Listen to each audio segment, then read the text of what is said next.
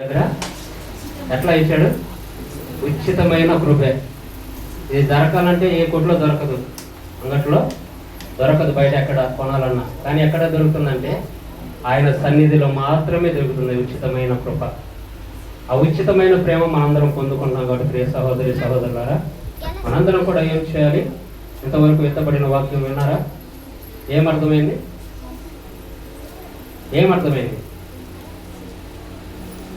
ఏమర్థమైంది చెప్తే నాకు నేను కొద్దిగా ముందుకు వెళ్తాను. మొదటిగా ఏం రావాలి? వినుట వలన విశ్వాసం రావాలి. ఎవరి యందు విశ్వాసం రావాలి? మన ప్రభువైన యేసుక్రీస్తు వారి యందు విశ్వాసం కలగాలి. ఇది ప్రాముఖ్యం. విశ్వాసం, దేవుని యందు విశ్వాసం ఉంచాలి. ఇక్కడ మనం చదువుకున్నట్లుగా నోవాహు ఏం చేశాడు? దేవుని యందు విశ్వాసం ఉంచాడు. దేవుని దృష్టికి నీతిమంతుడయ్యాడు. మనందరం ఏం చేయాలి? విశ్వాసం ఉంచాలి. మొదటగా ఎవరు చేసినా, ఎవరు పరలోకంలోకి ఎక్కినా, ఎవరు దేవుని యొద్దకు చేరినా మొదటగా ఏముండాలి? విశ్వాసం. విశ్వాసం వలన వచ్చే నమ్మకం చాలా ప్రాముఖ్యమైన నమ్మకం కలిగి ఉండాలి. అబ్రహాముకి చెప్తున్నాడు, ఇటు వెళ్ళి అన్నాడు. అక్కడ ఏమి లేదు, అబ్రహాముకు తెలుసు.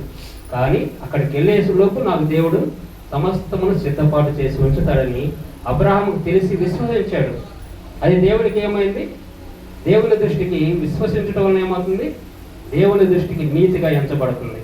అందుకే మన ప్రభువైన యేసుక్రీస్తు ప్రభువు ఏమంటున్నాడంటే, మొదట నా రాజ్యమును నా నీతిని వెతకండి. ఇక్కడ కూర్చున్న ప్రతి ఒక్కరు కూడా ఏం చేయాలి? ఆయన రాజ్యమును, ఆయన నీతిని మొదట మనం వెతకాలి. మొదట మనకు కావాల్సింది ఏంటి? దేవుని యొక్క నీతి మనలో ఉంటే దేవుని రాజ్యంలో మనము ఆటోమేటిక్గా ప్రవేశిస్తాం. నేను ఒక చిన్న క్వశ్చన్ వేస్తున్నాను అందరికీ. మనం మందిరానికి ఎందుకు వస్తున్నాం? మందిరానికి ఎందుకు రావాలి? ఎందుకు వస్తున్నాం? ఏమి సాధించాలి? ఇది తెలుసుకోవాలి ముందు. మనం మందిరానికి ఎందుకు వస్తున్నామో ఇది తెలుసుకోవాలి. ఎందుకు వస్తున్నామమ్మా? తెలియా? దేనికి వస్తున్నాం? మేలులు పొందుకోవడానికి వస్తున్నాం. మన దృష్టి అంతా దేని మీద ఉంటుంది? మేలులు, మేలులు, మేలులు. యేసయ్య దగ్గరికి వెళ్తే మేలులు వస్తాయి, మేలులు జరుగుతాయి.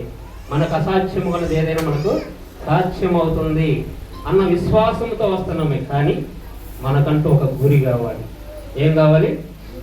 గురి కావాలి. ఏం గురి అది? గురి. ఒక గురి ఉంది. ఎఫెసీయులకు రాసిన పత్రికలో ఏం రాసిందంటే,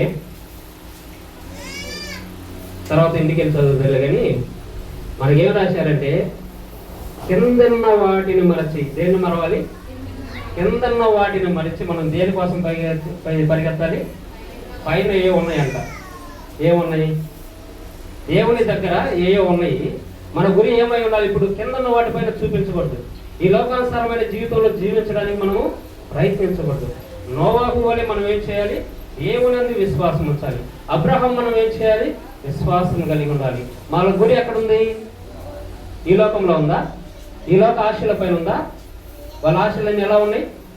పైన ఉన్న వాటి కోసం వెతుకుతున్నారు వాళ్ళు. ఆ గురి కలిగి ఉండాలి మనం. పౌలు గారు అంటున్నాడు, నేను గురి వద్దకే పరిగెడుతున్నాను, మంచి పోరాటము పోరాడుతుంది. ఏ పోరాటం పోరాడాలి? ఈ జీవన సంబంధమైన విషయాలలో పోరాటం కొనసాగించాలా? పరలోక సంబంధమైన విషయాలలో మనం పోరాటం కొనసాగించాలా? పరలోకానికి సంబంధించి మనకంటూ ఒక లోకం ఉంది, అది పరలోకం. అక్కడ మనకంటూ ఒక రాజ్యం ఉంది, అక్కడ మనకంటూ ఒక దేవుడు ఉన్నాడు. ఈ లోకం నుండి మనము ఆ లోకానికి ప్రయాణం అయిపోయేదాని కోసం మనం ప్రయాసపడలే తప్ప వ్యర్థమైన వాటి కోసం ప్రయాసపడకూడదు. అందుకే 120 సంవత్సరాలు సువార్త ప్రకటించినను ప్రజలు ఏం చేశారు? వెక్కిరించారు. ఆయన ఎలా వెక్కిరించారు? మామూలు వెక్కిరించలేదు. పిచ్చోడి రాను అన్నారు, ఎగతాళి చేశారు నోవాహు. కానీ నోవాహు ఏం చేశాడు? తన కుటుంబాన్ని రక్షించుకున్నాడు. ఇక్కడ కూర్చున్న మీరందరూ కూడా మన కుటుంబాన్ని రక్షించుకోవాలి. అర్థమవుతుందా? ఏం చేయాలి? మనం గురి కలిగి ఉండాలి. మన గురి ఎలా ఉండాలంటే, మన కుటుంబంతో సహా మనందరం కూడా ఎక్కడికి వెళ్ళాలి? పరమునకు ఎత్తబడడానికి మనం ప్రయత్నం చేయాలి. ఇది మన యొక్క ఇక్కడికి రావడానికి, ఇక్కడ కూర్చోడానికి, సంఘముగా కూడుకోవడానికి కూడా దేవుడు ఎందుకు ఉద్దేశం అంటే, మనందరం కూడా ఇక్కడి నుంచి అక్కడికి ఎత్తబడాలి. ఇది మనం నేర్చుకోవాల్సింది. దీని గురించి మనం ప్రయాసపడాలి. అర్థమవుతుందా? ఈ లోకానుసరమైన జీవితం కోసం అస్సలు ప్రయాసపడద్దు. అశాశ్వతమైన వాటిని అస్సలు కోరదు దేవుడి దగ్గర. శాశ్వతమైన రాజ్యం పరలోక రాజ్యం, దేవుని రాజ్యం. ఈ రాజ్యం కోసం మనం పరిగెత్తాలి.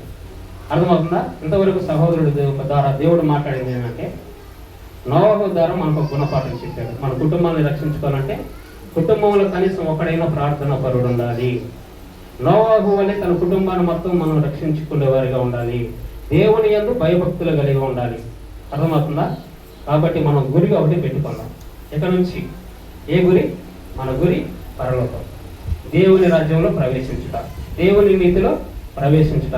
భక్తులైన వారందరూ చేసిన పని మనకు బైబిల్లో ఎందుకు రాయించాడంటే, దేవుడు దేనికి రాయించాడు?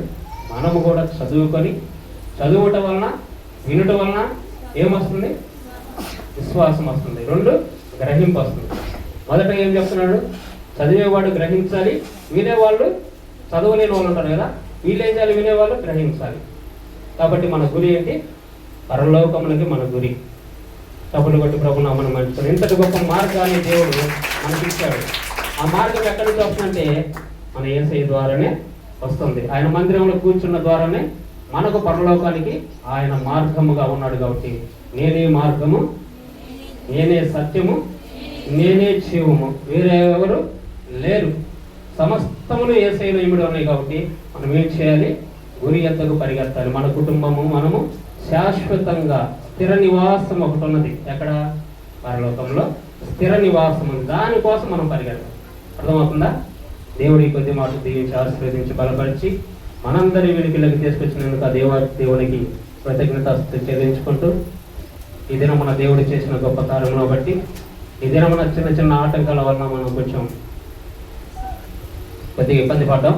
మరొక వారం ఇటువంటి ఇబ్బందులు రాకుండా అందరూ ప్రార్థన చేయండి. బలముగా ప్రార్థన చేయండి. మన సంఘం గురించి, సంఘానికి వస్తున్న బిడ్డల గురించి ప్రతి ఒక్కరు ఒకరికొరకు ఒకరు ప్రార్థన చేసుకుంటూ, ఒకరి పట్ల ఒకరు ప్రేమను కురిపించుకుంటూ, ప్రభువైన యేసు క్రీస్తు వారి యొక్క ప్రేమను మనందరము చాటి చెప్పేవారిగా మన యొక్క ప్రవర్తనలో మనం చేసే క్రియల వల్ల దేవుణ్ణి మనము కనపరచాలని ఆ దేవాది దేవుడు మనందరినీ ప్రేరేపిస్తున్నాడు. కాబట్టి ఇంతవరకు జరిగించిన దేవాది దేవుని వందనాలు చెల్లించుకుంటూ అందరం ప్రార్థన చేసుకుందాం. మహాపరిశుద్ధుడా, ప్రేమ నమ్మకమైన ప్రియ పరలోకపు తండ్రి, ఈ మధ్యాహ్న కాల సమయంలో ప్రభువా, ఇదిగోనైనా యేసు ప్రేమ ప్రార్థనశాలయందు మీ బిడ్డలైన మేమందరం కూడా సమకూడుకున్న విధానాన్ని బట్టి, మీరు చూపిన ఉచితమైన కృపను బట్టి మీకు వందనాలు, స్తోత్రాలు చెల్లించుకుంటున్నాను తండ్రి. అయ్యా, ఇదిగోనైనా గడిచిన కాలం అంతయు నీ రెక్కల చాటున కాచావు, కాపుదల చేశావు. అందుని బట్టి నీకు స్తోత్రాలు.